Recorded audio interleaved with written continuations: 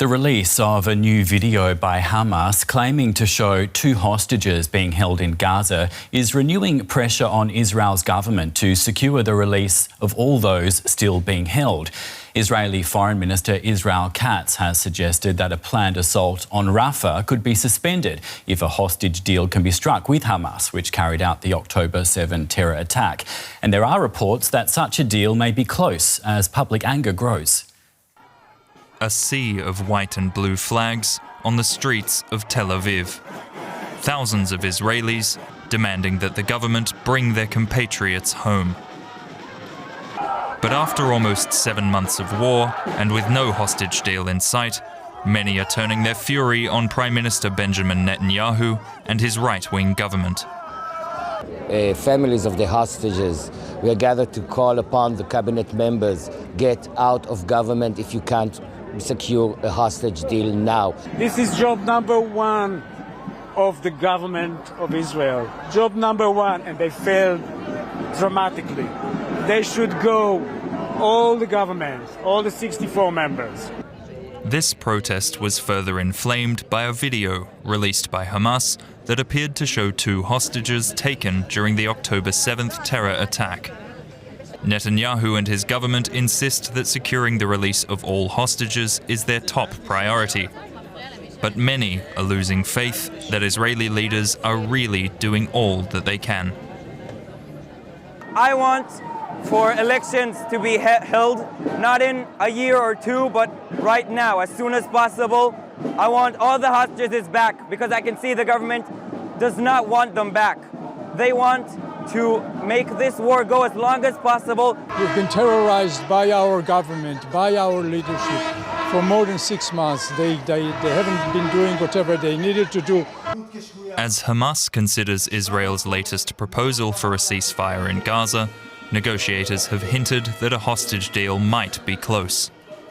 But that's a message these protesters have been hearing for months. And their patience is running out.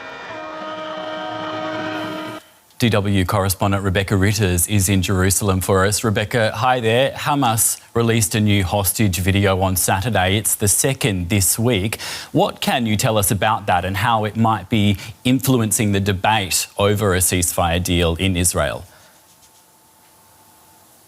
Well, Jared, it is the second that we've seen this week, and I think the timing is no coincidence. It's the Passover holiday here, one of the highest holidays in the Jewish calendar, a time when families gather to discuss the year, and of course this year the events of October 7 will be very present in everyone's mind, as will the hostages. Now, Israel maintains that these videos are psychological warfare. You don't see them played on the media here in Israel. They are no doubt an attempt by Hamas to try to put pressure on the ceasefire negotiations, but just how effective they are compared to all the pressure that Israel is already under when it comes to securing a ceasefire agreement is difficult to say, but it no doubt adds to the noise. And after this video was released, we heard a statement in response from the hostage families saying the government has to decide between Rafah, an incursion in Rafah in southern Gaza, and the hostages. So,